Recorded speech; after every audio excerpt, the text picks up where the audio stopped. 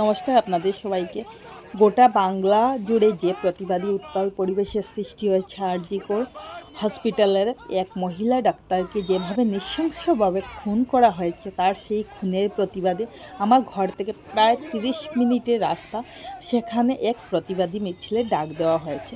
সেখানে নারী পুরুষ সকলেই প্রতিবাদ করতে এসে, যে যতজন যেখান থেকে শুনেছে, যেভাবে শুনেছে হাজির হয়েছে।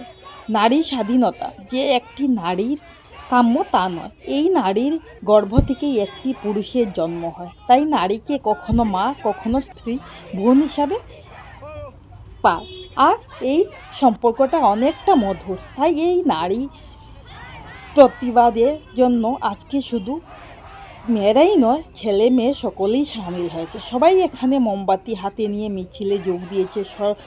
সবাই এটাই চাইছে অভিযুক্তর যেন শাস্তি হয়। সকলে এ নিয়ে নানা ধরনের মত পরিপোষণ করছে।